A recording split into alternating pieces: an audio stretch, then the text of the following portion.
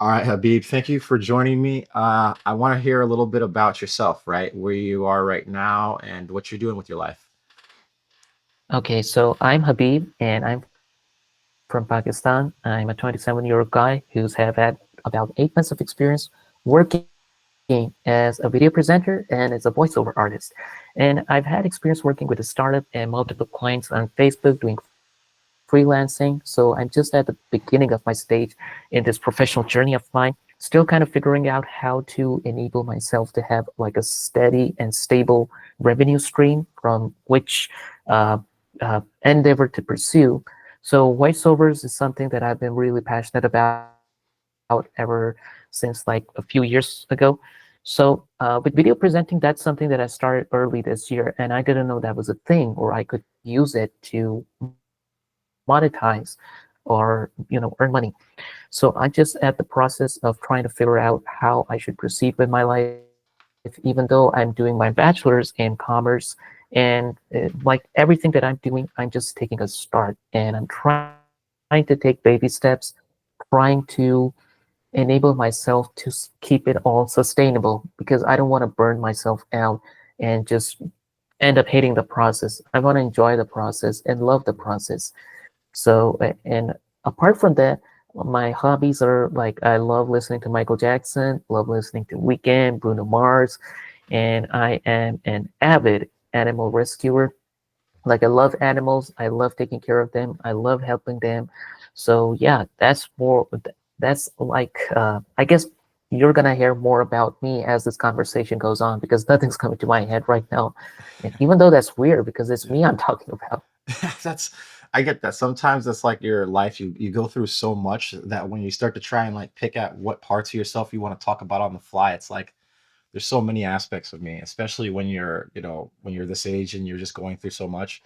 As far as animal rescue goes, I actually just adopted a puppy someone had that they wanted some help with, or well, they couldn't take care of him anymore. So yeah, we're already best friends. He's over there on the floor Right. now. So if you hear some snoring from time to time, that's him over there making noise. As far as when you're talking about school, Awesome. I can definitely relate to the whole starting of everything and not wanting to be burned out. For me, I realized that if I found something that I was truly passionate about, it made it basically impossible to burn out. Like maybe work right up into that moment where you pass out, but then you'll wake back up and you're ready to go again usually, which is good. So it takes some time to really develop a passion, especially when you're first starting, because you're not always seeing the rewards of it, I guess you could say. Anyway, I'm interested in knowing about like your life over there in Pakistan a lot more, like how it's different from here in America, education wise. What's the living like, and how does it compare from your perspective? So in education wise, it's very different because over here, the standards that we have, the principles that we follow, and the rules and everything, and most importantly, the mindset with the schools and the teachers, and especially the parents, it's I wouldn't say it's like a complete 180 or something, if that's what they say, but it's different because over here in Pakistan, the mindset is that if the results aren't good, then the student is the one who's wrong. And no matter what they have to do, they just have to beat that result out of them. So they resort to all these physical and verbal abusivities and everything just to get that kind of a performance that they expect, that they desire, but they don't care about how that impacts that student. So that's the negative mindset that we have, and it's very prevalent. Like it's not in some sort of a city or segmented community, it's all over in Pakistan. Eh, The parents' role in this is that the parents actually want to have that be done to their children. Like they want their children to get that beating, they want their children to get scolded, they want their children to listen to those, like they would some would call tough love or something, but they just want their children to go through all of that just to give them those good results. And that's what matters to the parents, to the teachers, to the entire community, the entire educational setting. That's the only thing that they care about is that you're paying them and you're getting good results. So it's like you don't really try to care about the whole emotional and mental well being of the student. You just trying to care about the results, the performance, and that's Yeah. that. I smiled a little bit when you said that, not because of it being humorous, just because it's familiar. And it's really outdated way of thinking because it's like the whole idea for at least what I would assume from their perspective is right, you're putting your kids through school and all this because you're trying to prepare them for the world. And so instead of, explaining things to them or making it so that way they have a desire to do stuff, right? Connecting basically the work and the effort to the result that you desire that they should themselves also desire. It's more just like, oh, well, if you're not listening, I'll just beat it into you. And if you're not doing well, then obviously I'm not beating you enough, or we'll just keep doing this. And basically, you're going to listen, and that's it. Like, and it doesn't make a lot of sense to me, to us. I think because we definitely grew up in a different time than them.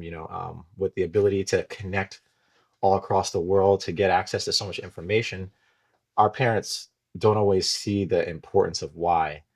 But again, in America, I'll sometimes, like you said, 180. I see people who are, you know, come from this culture, like their parents have been here for a while, and they'll have the opposite problem where their parents have zero care, where they don't put any attention into them, and it's basically like I send them to school, and that's the teacher's fault. And so when there's no results that they like, they assume that it's the teacher's fault.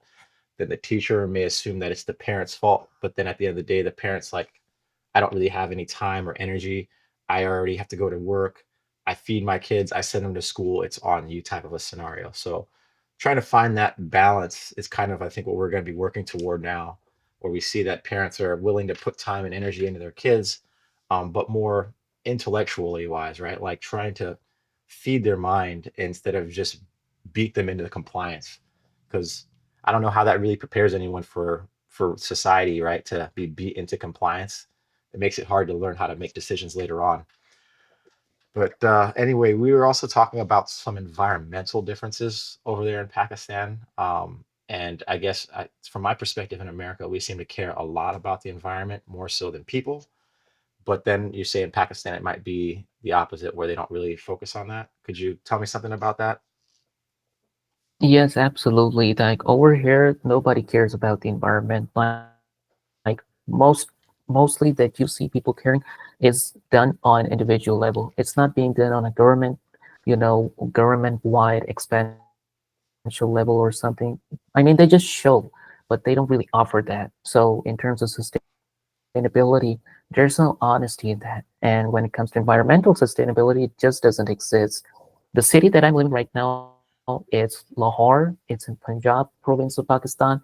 And in the second year in a row, this city has made the world record of being the most polluted city in the world. Like even if you just move the curtains, you can see all this smog, this stench. Like it's disgusting. And there's a lot of people getting sick from that smog. Schools are being shut down. People are working from home. So it's very dangerous.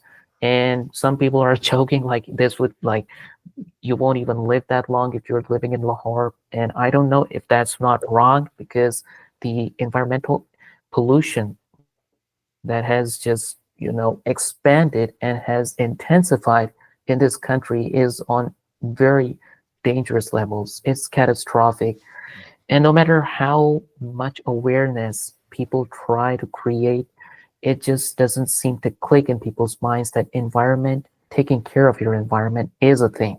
People are just too busy caring about all the things that they are stressed about, that they're concerned about. And environment is not something that's on their agenda. They're not stressed about it. They're not concerned about it, but they do get stressed. They do get concerned when there's smog, when there's fog, or when there's something that is directly affected them that they feel it's affected them. But if it doesn't affect them, they just don't care. So that's the situation over here with the environment in Pakistan. I know that in the US, people care a lot, not just about their economy, but their ecology as well. But over here, people just don't care. They're like just giving the money, and we're gonna earn the money, and that's that. I'm just living my life, and we don't care what anyone does, even if it's from the government. So all this, indifference and everything, it's just, prevalent. I know I'm using the word prevalent, but it's just how it is over here. Yeah, that makes me think about just how do you solve a lot of these problems when people are stressed out about things outside of what they can see. I guess people don't consider the long term when they're concerned about the short term. And so I'm considering, like, what kind of short term problems that we have in these different countries that we can work together on solving, because it seems like a lot of them, I mean, at least from here, it just comes down to like living, right? Like if people have their food and their housing kind of taken care of, then they can start to see alternative ways of living life. I mean, when it comes to the stress that you see over there, what are people mostly stressed about day to day? Well, they're just stressed about like what's being happening in their own homes for start. Like if it's like a family fights or anything, mostly it's money because the economy over here in Pakistan is even worse than how it is in the US because the inflation is sky high and with all the devaluation, money is like the number one thing that stresses people out over here. It used to and it still does. Apart from that, jobs, because the job market over here is even worse. Nobody's getting any opportunities, any good opportunities. It's like exploitation everywhere. And I know that we're in this time where almost all of us want that work from home privilege. And so do I. There's nothing wrong with that. But it's just that no good opportunities are rising and everything. Other than that, people are just stressed about their children, that where they're sending them, how are they doing, and how are they going to get home, especially with mothers. Like they're just constantly stressed, like because uh, in Pakistan, not I'm not gonna say that everywhere is not safe. Sure, there's a lot of places in Pakistan where you always have to feel like you have to be on guard, you have to be prepared. You know, if something's gonna happen, that's unfortunate. But with mothers, especially with wives, you're just constantly stressed about your husband, your children. When are they gonna get home? You know, it's. I know that people in the states can relate to that too. Almost anyone, Mhm, but that's just one of the main things that people are stressed about is money, mhm. family, and jobs. Those Yeah. those are the three things that I guess are the one of the top stressors right now Mhm. these days. Yeah, and we're seeing, yeah, we're definitely seeing that over here in America too, because something like 78% of Americans are paycheck to paycheck, which they don't really think about how that's basically slavery or indentured servitude, where if you can't stop working if you want to feed yourself, if you want to take care of your family. So I've been really interested in like finding ways to help with that, that's not directly focused on the money or the jobs like other people are, but the actual reason why they need the money and the jobs, which is like, food and housing and things like that. When it comes to like the cost over there of things, like, is it really hard when it comes to the food aspect? Is it like the housing, the energy? Is it everything? Like, what kind of issues you see there, and how are you guys trying to deal with that as far as like the future goes? Oh, absolutely. There's a lot of things that are going wrong and getting even worse with the inflation. With the food, not a lot of people can afford fruits. And I know that this was a thing back in, I guess, 2022 or 2023 in the States, where I was like, I have some friends from the States, and they were mentioning to me how the cost of eggs, chicken, milk, that had just, skyrocketed. So it's like over here as well, those things that are necessities, you just can't afford them, and it really frustrates you. Like these are the things that you need, it's not that you want. Like food is something you need, and like there's it's like so expensive now that even we are just, I don't know how we're managing that, because we literally have to spend these more close to thousands of dollars just for just for rations, in That's terms of Sorry, go ahead. like not in like not in the close to thousand, because I'm just saying that in figuratively, like Mhm, literally $1,000 is too much. mhm, But yeah, if I would were to give you a correct estimate, that would be close to $550 mhm. each month Okay, just for yeah, food, yeah. just for just for groceries. And these are not the groceries that you would think that are luxurious or, Mhm, it's just basic things. And that's mhm, how expensive it is over here. Like, imagine for someone who's earning like literally $150 a month, like mhm, that was that's more than the pay that I used to earn in my last job. Mm, So we literally cannot afford that much to feed ourselves or mm. to sustain ourselves. That's In terms of electricity, in terms of gas, we have this thing that's called load shedding. And that is where the government takes away the power in these irregular intervals. So let's say you have 24 hours a day, right? So with the electricity, you may get 10 hours of electricity, and then the other hours of the day or the night you may not get electricity. So it's up to the government, it's up to those providers when they want to decide when to cut those supplies. And that just doesn't happen for electricity, it also happens for water supply, for gas, and it's very frustrating.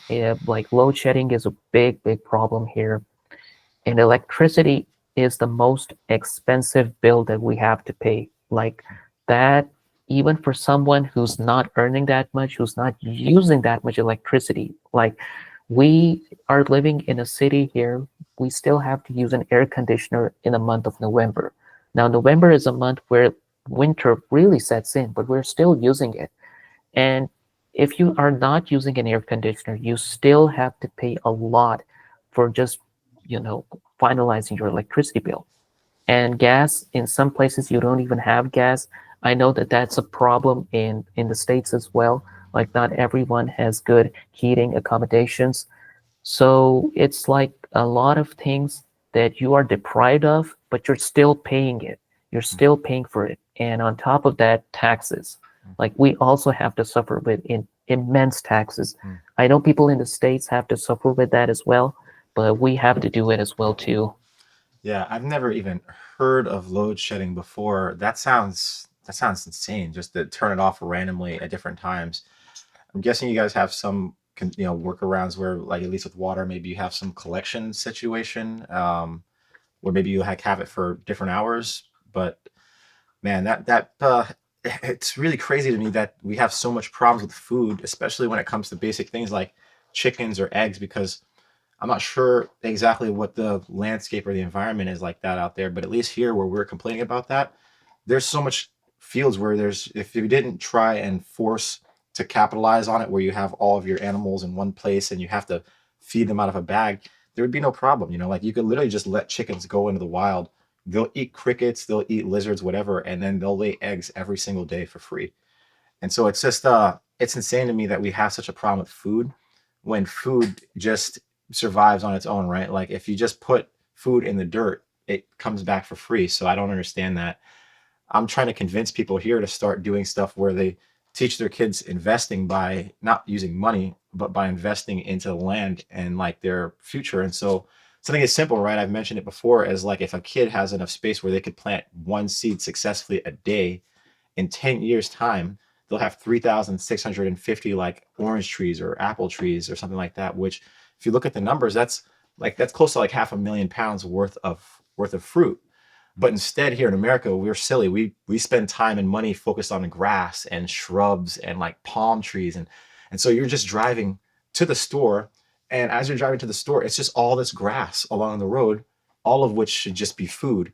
But they won't do that because someone wants to capitalize on it, and they can't sell you that produce at the store if you can buy it on the side of the street. You guys have, when it comes to your food in Pakistan, right? Like, do you guys have areas where you can supplement, plant your own food, or have your own gardens or anything? Oh yes, absolutely. We like if people have houses here and if they have like ample spaces for gardening, they absolutely do that. Like my grandfather, he was a big avid fan of, gardening. So I guess my mother got gardening from him, and I'm not much of a gardener, but I'm still very interested in having to grow all these beautiful flowers, these beautiful plants, fruits, veggies.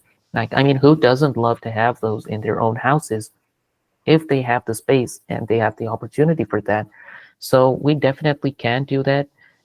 In apartment schemes, that is difficult because if you have like apartments on the ground floor level, you may be able to do that, but only not on the ground because that would be like you're misusing that space. So Mhm. if you're living in an apartment, that's a bit difficult. But if you're in a house, If you have good space, if you have like good ground, then you can definitely do that. And a lot Mhm, of people do that over here. Like people are big gardening fans here in mhm. Pakistan. But I'm guessing people who can already afford to have the house and then the space to do the gardening aren't the people who are in most need of that situation. So I guess we have to try and figure out like some sort of areas where there's just land available to do that. Or I was thinking about Yes. like indoor plants for some people that grow food, or like windowsill type of planting for food, or even utilizing roof space for food, which is something people don't really consider here in America at all. They just, again, I'll see people who have all this area for food, but then they don't use it. Even in some areas like New York, where they may have like little backyards, and they don't realize like how much food you can get from a single like apple tree, where you're literally giving it away or selling it. But again, right, it's getting past that capitalism where people are people are basically keeping land and resources away because they can make money off of it and profit. Man, when it comes to the gardening there, I'm curious, what kind of fruits, vegetables, and stuff are you able to get going there? Well, for us, we just have like a spice plant, like it's green chilies. So we currently have that, but as like winter sets in, more varieties come over here. I just want like I have a broccoli plant. I love having these broccoli plants in the house. So other than that, we're gonna see like in the older houses that we used to live in, we lived in different houses over the years, and in some houses we had a lot of space, and we used to have corn, plums, oranges, apples, not apples, but it was mangoes. And we had this Mm, fruit that's called jamboline. It's like a big grape. It's like this size, and it's like oval in shape. I don't know how to describe the taste, but it's not sweet. It's like a sort of salty, and mm, its flesh is thicker than a grape. mm, But over here in Pakistan, especially in the region where I'm living, we have a lot of jamboline trees here. So especially in the months of June, July, August, you will have to see a lot of jambolines just falling from the trees on the roads. They're purple in color, and they're really good. mhm, So we used to have a lot of jamboline trees in our houses, mango tree, corn, uh, and other than that, in one of the house that we used to live in, we had green chilies, lemons, turnips, carrots, mhm, so it just all depends upon the space. If you have the space, if you have the resources that are able to, sustain those vegetables, sustain the fruits, then you can do it. But over here, right now, we don't have that space, but we're just using pots, plants, and we're using our roof for that. mhm, So we're literally just starting, and we're also learning in the process because we've not done something like this, like having a roof garden. mhm, So it's like all of this is like a learning journey for us. It's a new experience. So we're just seeing how to effectively produce those results that we want to. And it's not just us, a lot of other people are doing that as well because it's like the mindset over here in Pakistan is that people are not doing these, their own home farming. People are not doing it with the mindset that they want to, uh, how should I say, depend upon it, right? They don't have that mindset. They're just doing it for just enjoyment, the joy of having your own fruit garden, your own vegetable garden. But the mindset of having to not be dependent upon those resources that you are currently right now, we don't think that far. mm. So that's really interesting that you mentioned about that, Mr. Anthony. I think that's a really great perspective that we need to develop as well. Yeah, I really like that idea. I mean, the idea, I mean, especially of a roof garden. But yeah, for me, I don't know, maybe it's more obvious because when people are always worried about money, for me, it's like, well, what's the use of the money? The money is for your home, your food, and these kind of things. And so trying to attack those problems directly always makes sense to me. And, a lot of people, I guess, don't really see it that way, where they like want to depend on their food. Here in America, I've seen some of the craziest things. It might be people just trolling, but I've even heard where one person responded, "Why would you take the time to grow a garden or grow any food when you can just buy it at the store?" And it's like, okay, well, what do you think it comes from, the store? Like, it doesn't just appear. It's like people just think food appears on a shelf magically and then they just take it home. Like, they don't see the connection, and they don't realize that once they I don't know, they think of farming as like this old fashioned thing that you have to do all times of the day. But it's like, if you find the stuff that grows naturally in your environment, you don't really have to put too much effort into it once you get it started. And it'll produce you free food year over year with, little to no effort. I mean, I see that like in my backyard, we've got these things called kumquats and some plums, and they're just there. Like, I mean, I would like to fill the whole backyard with them because there's only a few of them, but it's way more food than you need, and it just comes out of the dirt every year, and you have to basically give them away because you have so much. And so if people could see the abundance available, again, it's the space, right? So maybe even finding ways to have communities come together, and I guess there's no money to buy land. I guess land ownership there is there that's a difficult thing, I'm guessing. Is it really expensive or tax? How's land over there? Oh, it's become impossible now. Mhm. It's become completely inaccessible because it's become so expensive to have uh, good land in Mhm. good places. But if you want to invest in those lands that are not in good places, in like they're certainly at risky places there, then yeah, they're affordable, but they're just not worth it. They're not Mhm. worth it for an investor. They're not worth it for someone who's planning to build a house on a later date and just plan on just living there. So with the situation of real estate, it used to be a little bit possible a few years ago. But ever since this whole inflation and the devaluation of our currency and all these affairs, it's become almost impossible now to afford something as big as land. Mhm. So you just have to rely upon what you have right now. If you're on rent, you just keep paying the rent. If you're living in your own house already, that's a blessing. So Mhm. just be grateful for that. But if you plan on investing in a land somewhere that's not accessible to you, that's not even safe for you or your children, for your family, or for anyone for whom you think you're going to provide for investment purposes or for any other purposes, Mhm. I would definitely not recommend it because we've been through this process and our experience has not been that great.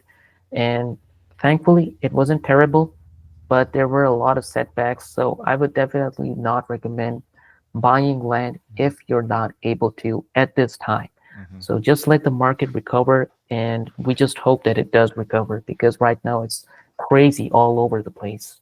I imagine that there's a lot of people who have land that they're trying to sell, but then there's no market to sell to. I wonder if enough people could come together and call them and be like, look, we're not trying to even purchase your land, but if since you're not using it, we could, use it to cultivate some food, in which case maybe we'll use that as payment or give you some of it as like a return, because it's like if you have the land there and you're not selling it anyway, you might as well get something out of it, even if it's just fresh fruit. But then it's the mindset too, right? How do you convince enough people who are concerned about labor and spending their time working, and they see farming as this old, outdated practice that doesn't, at least that's what I see here in America, where people think of farming as like, no, why would I ever farm when I could go and make money and then get the stuff that I need from farming? But it's like making money is a perpetual thing that you have to do forever.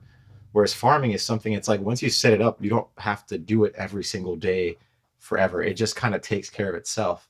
Getting them to understand like you can just get stuff for free from the land, and then trying to find ways to work together. Does that sound like something that would be even like an opportunity there, where people just, is there like a lot of people trying to sell land and it's not being sold, or what are the opportunities there, if you think?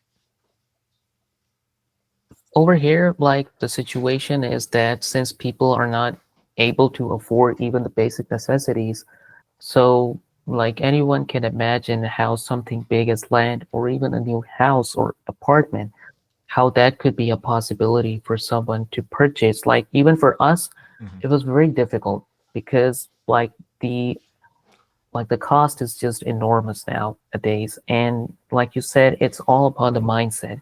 Like if people are not convinced for having to use their idle land for productive purposes, then, and I'm sure it is going to be very difficult to convince people here because we have been through that and people are just very reluctant Like they don't want to do anything that they feel like would be a risk, even if it's not a risk. Mhm. Like the idea that you just presented, I think is beautiful. Mhm. It's absolutely fantastic way to like supplement something that's not hazardous, that's not risky, and that just gives back. It's not just about getting it, it's like you're giving back.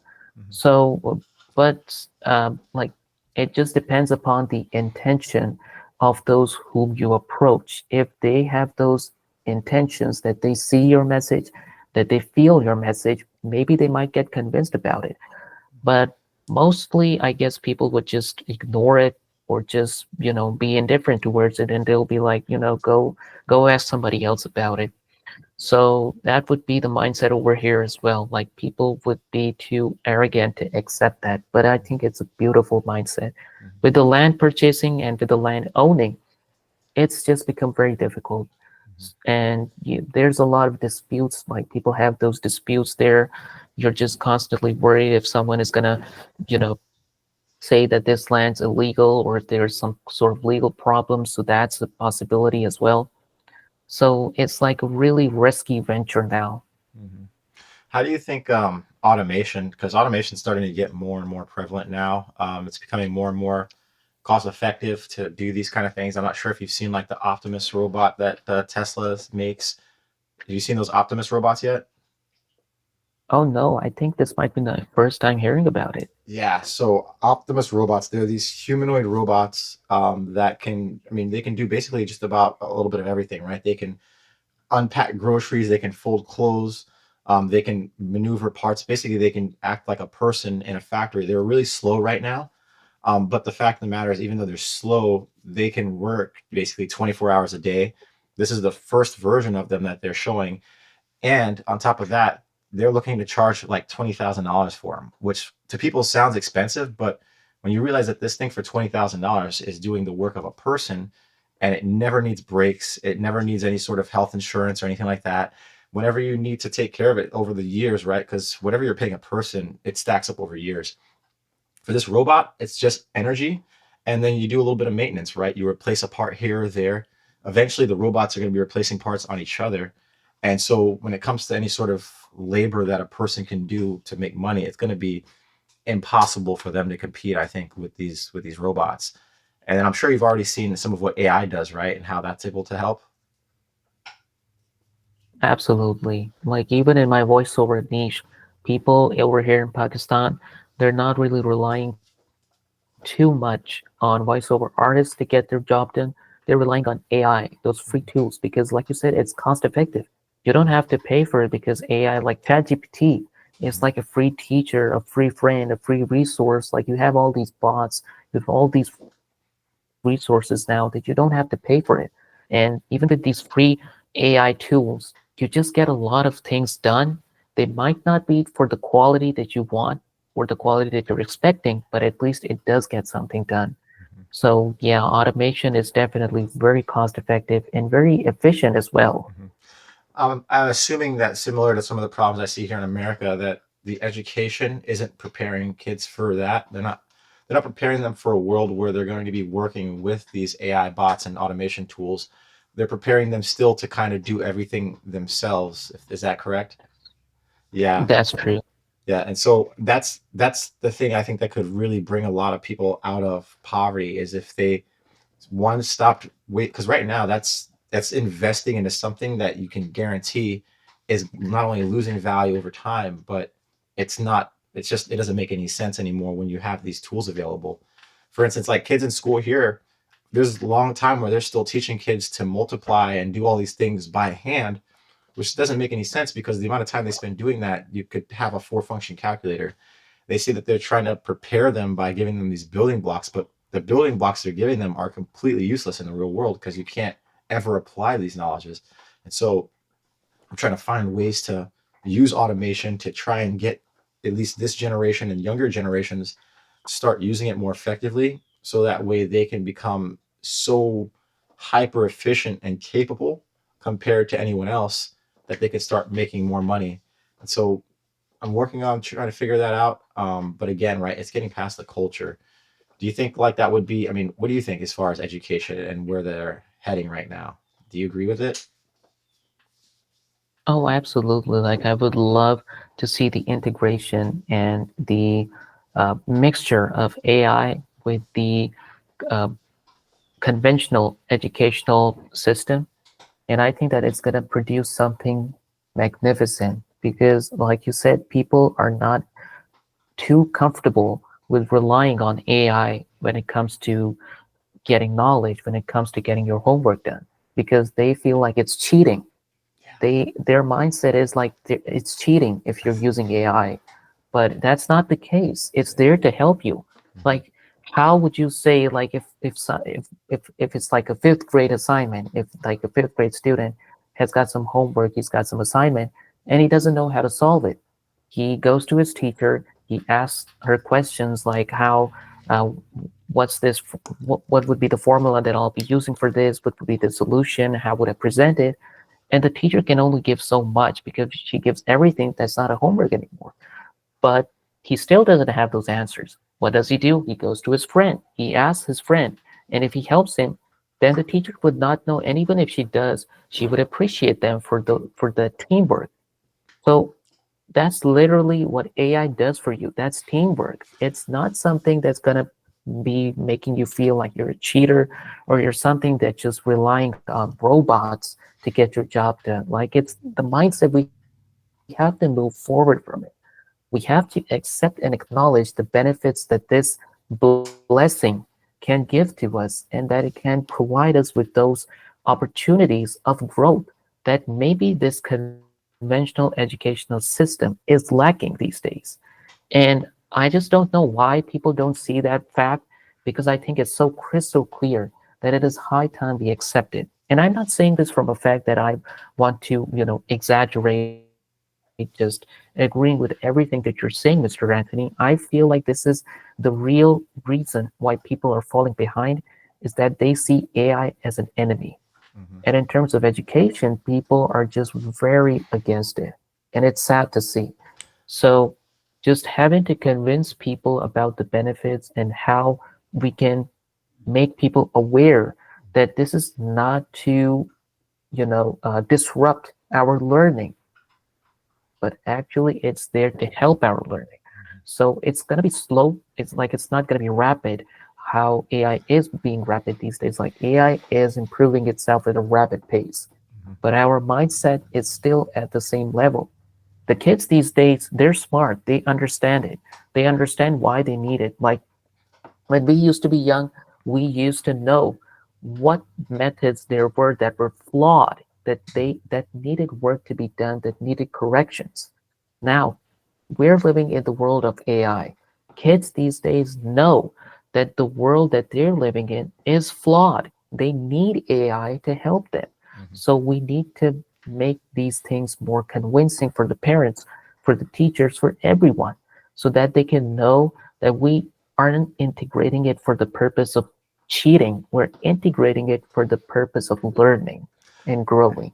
Yeah, for me, the idea that using AI is cheating or that's like saying using shoes is cheating or a car is cheating or using any sort of tool that helps you get work done faster would be cheating, right? Like if someone has a tractor instead of using, like, no, you should use your hands. That's cheating. You got to learn how to do it from scratch, which is just it's completely bananas because it's like they see the problems in their society, they see that what they're doing isn't working to make things better, but then they just double down. And it's a function of the older generation in general, never really wanting to adapt, but getting to a point where they really literally have to adapt because the thing that you said that bothered me, right, is that the the mindset is changing slowly, which is a problem because the technology isn't. And if the technology changes rapidly and the mindset doesn't, then that means that everyone who doesn't adapt is going to get their situation is going to get worse if there's no people that are out there looking out for them. Because these technologies are going to be used and they're going to give people massive advantages over everyone else. And so it's like parents, right? Like their whole goal, they want to take care of their kids or they're supposedly want to take care of their kids. How do you think we can convince them to understand, like, look, forget all of what you think you know because what you know isn't helping, right? Do you want your kid to be more capable? Do you want them to have more advantages in the world or less? Because if you're going to narrow down what they're able to work on or do, then you're giving your kids less. You should be giving your kids everything that's available, teaching them how to manipulate and use every resource they can. And the idea of cheating is the silliness, right? Like in school, if you get help from a classmate, that could be cheating, but it's like that's teamwork. That's the whole idea. We work together to solve real world problems. But instead, it's like they spend all these years teaching us how to not use teamwork, how to not communicate, how to do everything ourselves. And then they throw us out into the world and they say, here, go communicate, go solve problems, and go form a team and start making solutions. It's like it doesn't make any sense to me. I don't know. Does it make sense to you? Like, Oh no, absolutely. It does not make any sense to me at all. And I believe that in order to convince the parents these days, we know what's the mindset that they have for it, and we can relate to it because we used to think about it the same way as they do right now. But we have grown from it because we now don't see AI as an enemy. I guess science fiction has like turned that mindset of theirs into something that they feel like it's something that's going to take over the world, it's going to take over the system, but it's actually there to help the world, to help the system. So using the right statements and using the right words that really connects with the parents these days, the teachers, the system, using the right insights and opinions, because opinions are going to matter the most for this. Like we know the questions that they have, we know the fears that they have, we know the logic that they have for this. Why do they feel like AI is not going to be helpful? Why do they feel like AI is not going to take them far? Why do they feel that AI is just there and that their students need to go forward? So we know their whole situation. We understand their perspective. That doesn't mean to say that we still don't try to understand them more. mhm, I mean, having to understand them more is going to be continuous mhm. because we're all humans. We're always learning every second. Yeah, But having to understand that what is it going to take that is going to connect to them, that is going to make them listen? Because people don't listen when you raise your voice or when you raise your agenda. People listen when they want to listen, when you give them something so good that they really want to listen. So just having to mold our words, our ideas, because we have it all prepared. We just want to know how to present it, and presentation is key for this. Like if you're, because not a lot of people, especially if it's someone like me, we don't care about statistics, we care mhm, about facts, we care about the simple easy to understand words. Like just tell me, why is this going to be helpful? So that's what parents are going to be looking for, because they're going to be like, oh, we're just tired to care about this, so just go do your homework. That's going to be the attitude that they're going to show. To make them care, we have to make them feel like they should care. And that's not just going to be helpful for them to develop this mindset that's going to be helpful for their children, for AI learning, for AI integration, but that's going to be helpful for them in so many other ways, like building patience, building tolerance, acknowledging stuff and just seeing far beyond the conventional, to know that, hey, maybe this isn't a threat, this is a benefit. So those are the things that I feel like that's a start that we can mhm. take for this. I feel like something that might even be closer to something that they already may be able to understand is like, look, their job, right, as a parent is to prepare their kids for the world. And one way you can look at something that parents do that's the opposite of preparing their kids for the world is the way in which they handle finances, right? So, like for instance, I say that parents, instead of giving their kids all of these random things, right? Like, so let's say you want to pay for school trips or buy them presents or do anything that's absolutely above the necessary. Instead, what they should be doing is providing their kids the money that they would spend and allow their kids to figure out how they want to spend it on those unnecessary things, right? Because in this world right now, it's like you're raising your kids, you're telling them what they have to do. Just listen to me, don't ask questions. Then you're giving them resources, and there's no connection between the work that they're doing and the resources that they're acquiring, and then you throw them out in the world and you say figure it out. When in reality, it's like, look, money, most people would agree, is maybe the most, if not the most important, it's the second most important thing behind their kids and their family. So if money is at least the second most important thing to you, why aren't you teaching your kids how to use it? Why are you focused on learning this schoolwork, teaching them about math or teaching about social studies or reading, when none of that focuses on the second most important thing, and the biggest problem that you as a parent are facing is the handling of money? So why wouldn't you want to prepare your kids to handle the biggest problem that you face every single day? Right? It makes sense to me that a parent would think to themselves, yeah, this is my life. My kid is going to eventually have to take up these reins. They're going to have to live a life like this, or hopefully better. And if my biggest problem is money, maybe I should help teach them about money so that it's not also their biggest problem. But instead, it's like, nope, just do what I say, even though what I say doesn't even help me. So try to get them to recognize the faults of their ways and adapt.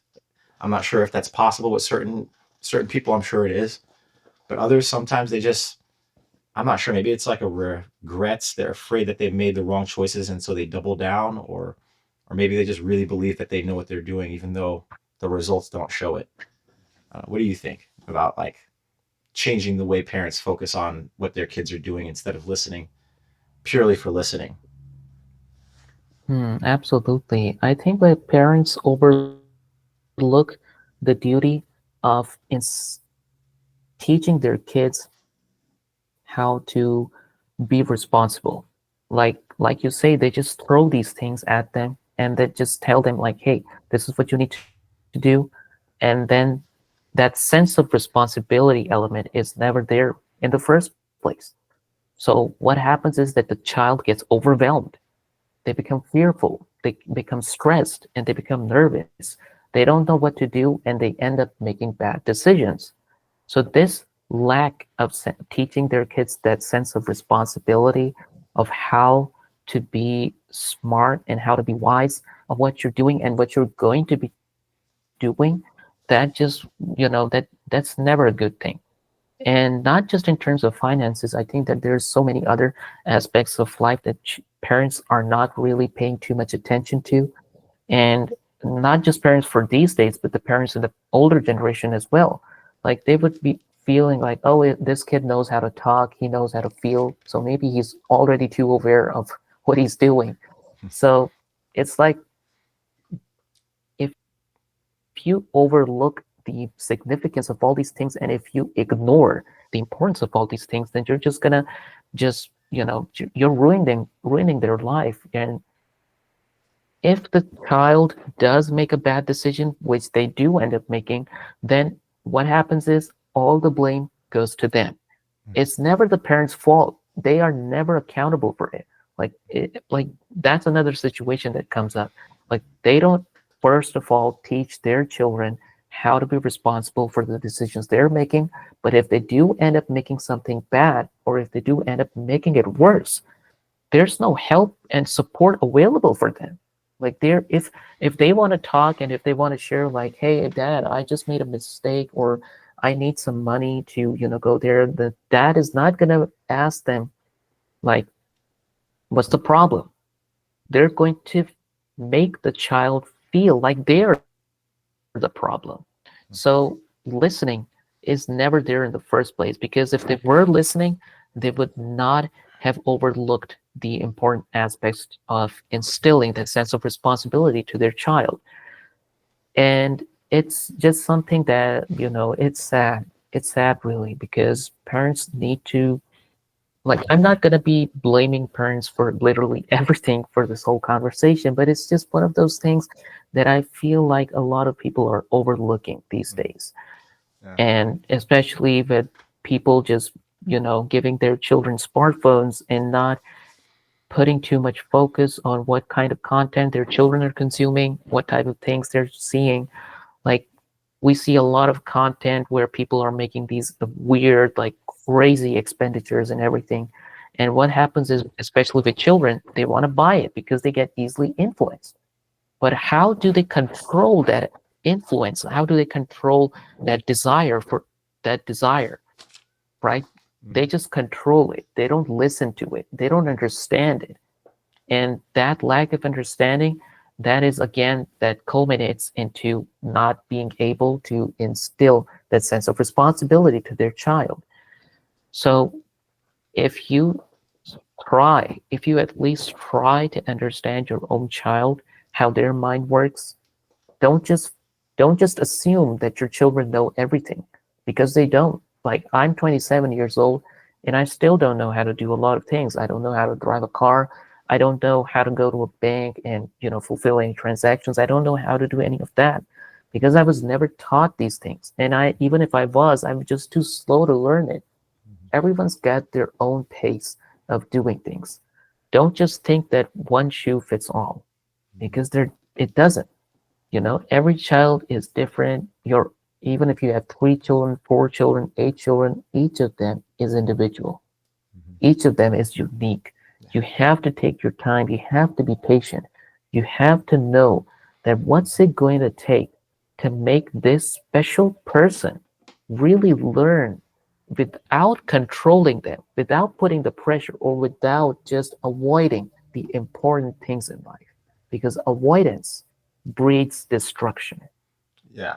There's just so much desire for control and a lack of desire to really take any time to change yourself or update. And it makes, I mean, it just makes so much sense to me that you could offload a lot of the problems by, like you said, the kids, right? They're consuming all this content, they're easily manipulated, and they're just wanting to make these purchases, but they don't understand, right? It's like if you gave them like you give them all these things that you're telling them they have to do, but at the same time, you're spending a certain amount of money on them. Instead, just look, this is the amount of money that you have at your disposal. And then when the kid goes and spends it, and they're looking at the next thing that they want, it's like, well, you should have saved, or you should have worked harder, or you should have, making it so that way they're what they are desiring and what they're getting is connected to their efforts, is connected to their ability to control it, instead of being controlled and then looking for just these outlets, these things. um Again, like, I think a big part of the problem too is, like, it's, again, you said we don't want to blame the parents, but then who do we blame, right? Because it's not the government's responsibility to raise your kids or take care of them, and it's not the kids' responsibility. And so if it's not the parents' responsibility, and then thus the blame, then who is it to? How do we ever make things better? And yeah, again, right? Like, that's really the concern. How do you get parents to even have the time or the desire when they're so controlled themselves? They're controlled by their obligations to work their job so that way they can get the little bit of money to pay the bills, and their obligations are perpetual. They don't end. They only seem to get worse. And with these perpetual obligations that don't prepare their kids for the world or even set themselves up for a better future, it's like, how do you convince them that these obligations are really not like, they're it's not that they're not necessary so much. I'm not sure how to say it, but it's like they are themselves the trap that you're falling into, and to continue this path is only going to make things worse, right? It's like we're on this downhill trajectory, and people are so ready to complain about it, but then they're not willing to actually change. They just want other people to change. Someone else needs to do something. Like, how do we get them to take responsibility when it's such a painful thing to accept responsibility for what's going on in your life? I mean, do you blame That's a your really do you blame your parents for your failures in life, or do you take those on yourself, right? Like,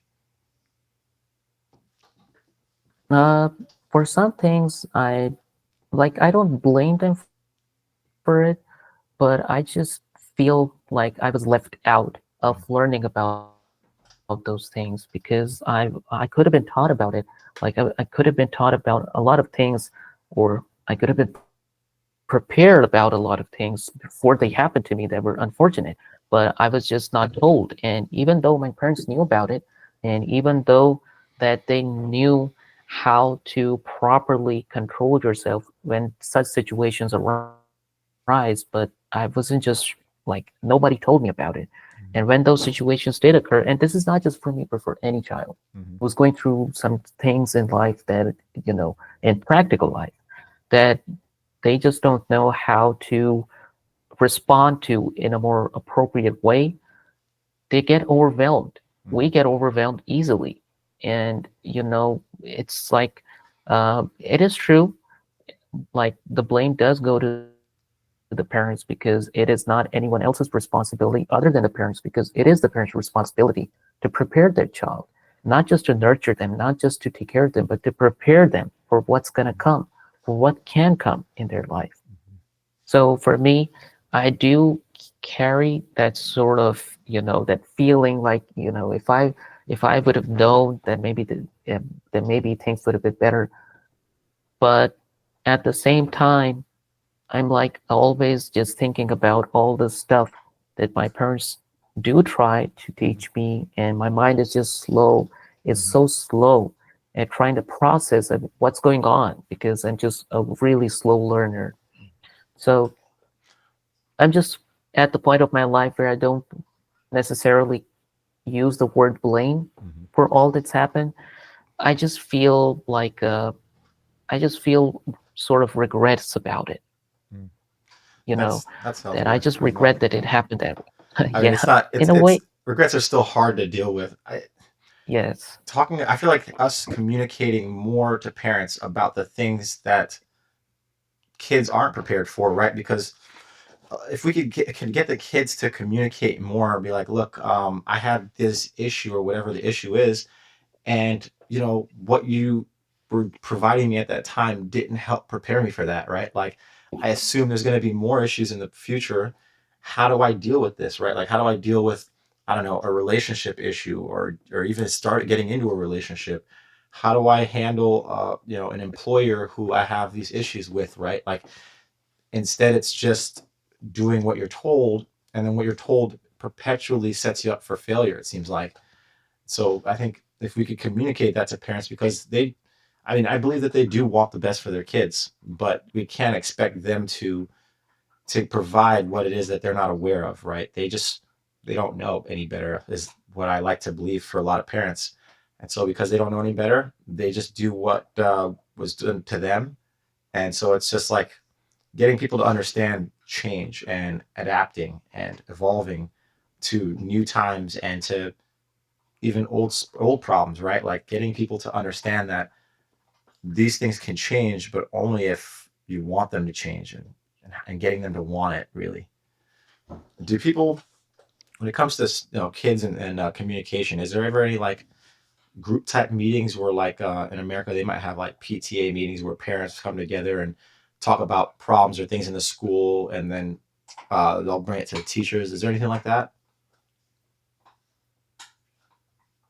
Over here, it's like we have this thing called parents to. Oh, just excuse me for 1 second. Let me turn on my charger. My laptop's battery is really draining. So we don't have PTA meetings. We actually have called parents teachers meetings, and Mhm. it's not really about the parents having to share their concerns about the educational setting or their child's progress.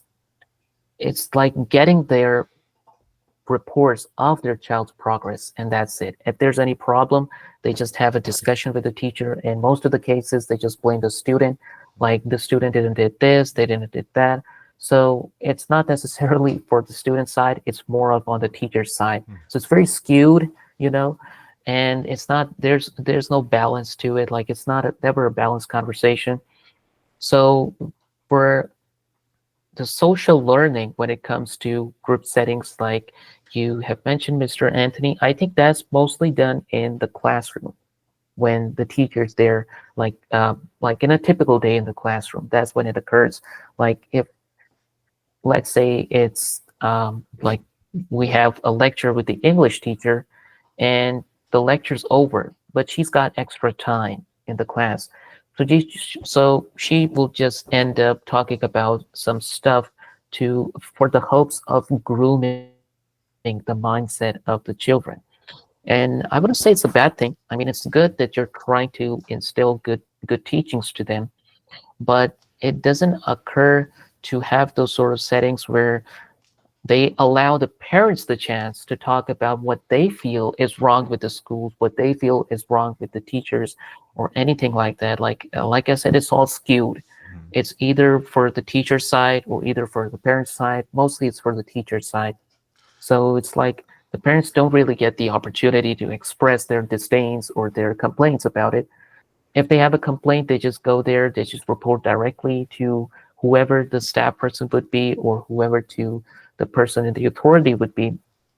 But there's no formal setting where some sort of like this workshop type of orientation would occur, and then the parents would be given that opportunity. Like I've seen videos on YouTube where there's multiple videos on YouTube for that. So I do understand what you're talking about, but unfortunately we don't have anything like that over here. It's just like get the reports, get the results, ask questions, and that's that. So no no, you can say constructive discussions on the part of improving the system. Something that makes me think, it came up with an idea is like having the older class, the older kids, talk to younger kids about things that they wish they would have known or problems that they're having. And so everyone's having issues. If kids themselves, right, like if a kid in like the eighth grade could talk to a kid in the sixth or fifth grade about problems that they're having in the eighth grade, then those kids would be aware of it, and then maybe those kids would be able to express those problems to their parents or their teachers and be like, well, this is something, right? You're trying to prepare me for the future for the next class. These are things that these kids are dealing with that are distractions, whether or not it's something that's not curriculum based at all. It might just be like friends and relationships and those kind of distractions, or it could be anything. I think that's really important to them.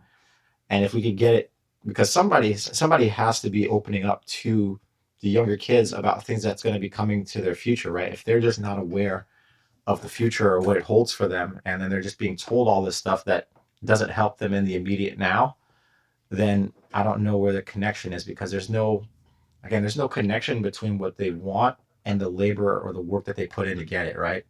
Like grades don't really make or break anyone's day as a kid. It doesn't do anything for you. You know, I don't know. Just always trying to come up with ideas for like how do we communicate these problems? Because well, first you have to get people who are willing to listen, and then you have to give them the information that matters to them. But it seems like a very difficult thing to handle overall. When it comes to any sort of, I guess we can go back to some economics, because that's the way, at least, to free up the parents. When it comes to any sort of self production, as far as like solar power, do you see any of that around your area at all? Oh yeah, definitely. People are relying more on solar energy. Like we also have installed solar cells in our house because electricity on its own is really expensive. Mm-hmm. So, but still, we do have to pay a lot of taxes for that as well. You, pay, We didn't have to before that, but now we still have to pay you have to pay like taxes on too solar much. energy. So yes, like they've just started doing that. I don't know if What? it's taxes or whatever, but it's just an exorbitant amount of bills we have to pay even for solars. So it's just weird. It's That's crazy. weird. So if I sent you over like a solar panel with a battery and like an inverter or whatever, and you could just get your own power, somebody would want to, like, I guess that would be, I'm not sure how they would even monitor that unless you have it set up through them, right? And so I'm guessing it's like some sort of established, someone comes up and sets up solar for you type of scenario. Because if you were to just build your own solar yourself, like how would they tax you for that, or how would they charge you for that power? Oh, I mean, we don't really try to make our own solars. We just purchase them from different companies that we have here who supply those cells, those inverters, those all those appliances to us. But it is weird, like why does this solar energy get taxed? Why does it get charged? When it's basically just us using the resource that is the sun, and that's that. Mm-hmm. But yeah, it's just weird because it doesn't make any sense. And on top of that, they've increased the bills for that. So now It's we're theft. paying close to the typical electricity bills. We're paying close to that. Hmm. So it's just weird. Well, that gives me an idea then, because it's just them trying to thieve. Like if I could start selling online like a simpler setup where like you don't have to go through a company to set it up, something where it's literally just like a panel couple of batteries and an inverter, and it's not part of the home grid, but you can plug in your own devices to it, they'd have no way of knowing how much power you're getting from the sun at that point in time. Because that's just crazy to me that they would just steal like that. Because that's what it is to me. That's theft. You know, you've paid money for the hardware. It's coming from the sun, and then they're just gonna steal it from you, and they're gonna keep doing these kind of things until people get their power back and their personal power back. That's crazy, but I'm glad to know that. That's insane. I mean, I've seen some stuff here where like where power companies they'll set up power for your house, and you may supply all of your power through solar. They'll still charge you like a monthly service fee, just for having had like, which is, it's just them trying to just get money and get value for free. Man, out of everything we mentioned today, what do you think would be the biggest part to focus on, like the most important things that we should be trying to do right now as far as this upcoming generation and what we can do right now?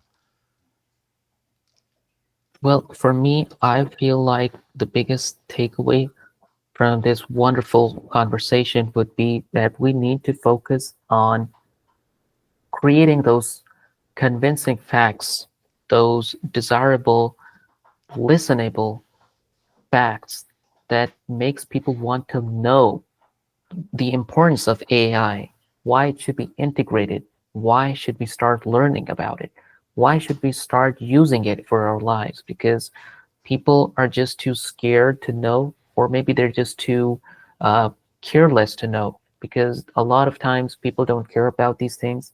They're just too tired to care about it. They're just too stressed to care about it, too frustrated to care about it. So we just have to figure out how do we have to make them care about it.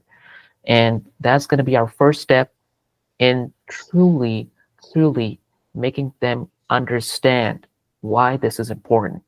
And especially not just for them, but for their children as well, even for their children's children, because AI is here to live.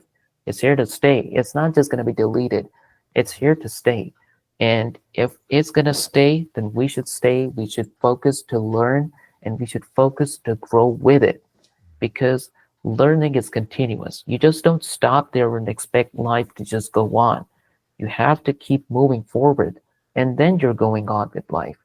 So just having to have that open mindset, making parents aware that they need to have an open mindset as well, and not regard AI as an enemy, not regard AI as a harmful tool, and uh, just trying to be that support system that their children want them to be, because parents are the biggest support system that any child can have in their life, whether it's an abusive parent, whether it's a good parent, whether it's a bad parent, whatever it is. Nobody ever wants to see their parent as the enemy. They want to see their parent as the biggest support that they have. But if you are willing to be that support, that is, if you're willing to accept yourself to be that support system, to encourage your children that, hey, I am your support system. You can come talk to me about anything. And not just that, be willing to listen to your children. That's important as well. Because if you're just there, you're not listening, you're just talking, you're just dictating them, then that's not what a parent does. That's like what someone else does in like an autocratic role. But that's not what a parent's responsibility is. Your responsibility, or one of your responsibilities, should be to listen to your child, to care for their emotional needs, to be there for them, and to know what's actually going on and what can be improved, instead of just throwing everything for them to figure them out by themselves. That's not going to solve anything. And if that goes on, then you're just making them know that, hey, this is the way that we're going to teach you, this is the way you're going to teach others. So be helpful, be there, and be willing to learn and listen. And I agree 100% with everything you said. And I'm really glad I got this opportunity to talk with you. I actually learned a lot, and I think people are going to learn a lot from what you had to say. This was amazing, and I hope to talk to you again soon, man. I'll see you in some of those audio rooms, and I hope you have a good day, man. All right. Thank you so much, Mr. Anthony. I really appreciate all this conversation. I was just super excited to have it. And I'm just so grateful we had this opportunity to share and talk about all these things. Like, I loved it. I Um, absolutely loved it. I'm glad we did this. I'm hoping more people will start having these conversations too, so that way people are aware of what's going on around them. And when they see that people are going through similar problems as them, then maybe it'll help them refocus their attention. Maybe help bring people together more because together we can solve just about anything. Apart, absolutely nothing. So let's hope bring people together. Absolutely. Absolutely. I'm all in for it. All right. Well, you have a good one then, man. I'm glad we had this talk. Thank you so much, Mr. Anthony. Have a wonderful day ahead of you and stay safe and stay happy. All right. You too.